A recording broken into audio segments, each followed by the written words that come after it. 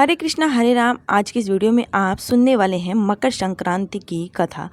मकर संक्रांति पे स्नान दान के बाद जरूर पढ़ें यह कथा। पाप से मिलेगी मुक्ति, जीवन में आएगी खुशहाली। चलिए स्टार्ट करते हैं कथा। मकर संक्रांति के दिन स्नान दान और पूजा पाठ करते हैं, उस समय आपको कथा अवश्य सुननी चाहिए। कथा सुनने से आधा फल हमें अवश्य मिलता है। यह कथा माँ गंगा के मोक्ष प्रदान करने से जुड़ी है। पौराणिक कथा के अनुसार इक्ष्वाकु वंश के राजा सगर अपने धर्मपूर्ण कार्यों के लिए बहुत ही प्रसिद्ध थे। एक बार उन्होंने अश्वमेध यज्ञ का आयोजन किया तो देवराज इंद्र ने उस यज्ञ के अश्व को चुराकर कपिल मुनि के आश्रम के पास बांधाए। राजा सगर ने अपने पुत्रों को उस घोड़े की खोज में लगा दी। वे लोग अश्वमेध यज्ञ के घोड़े को खोजते हुए कपिल मुनि के आश्रम पहुंच गए। उनको वह घोड़ा वहीं पास में बंधा हुआ दिखाई दिया। राजा सगर के पुत्रों ने कपिल मुनि पर अश्वमेध की चोरी लगा दी।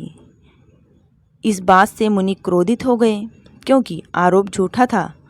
उन्होंने क्रोध में आकर राजा सगर के 60,000 पुत्रों को अपने श्राप से भस्म कर दिया। इस घटना से आहत राजा सगर कपिल मुनि के आश्रम आए और उनसे क्षमा प्रार्थना की। कपिल मुनि ने कहा कि अब तो श्राप वापस नहीं हो सकता है, लेकिन इन संतानों के मोक्ष के लिए गंगा को पृथ्वी पर लाना होगा। राजा सगर के वंशज राजा भागीरथ ने अपने कठोर तप से माँ गंगा को प्रसन्न किया।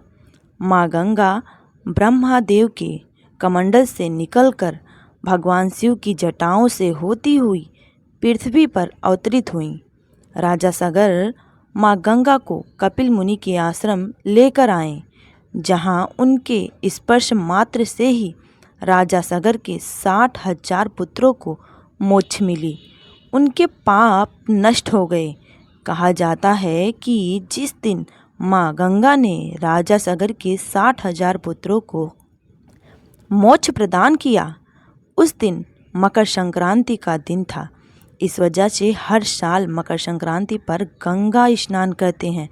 धार्मिक मान्यताओं के अनुसार मकर संक्रांति पर गंगा जल अमृत के समान लाभकारी हो जाता है। इस वजह से लोग गंगा स्नान करते हैं और इस दिन दान पुण्य का एक नहीं 1000 गुना फल प्राप्त होता है।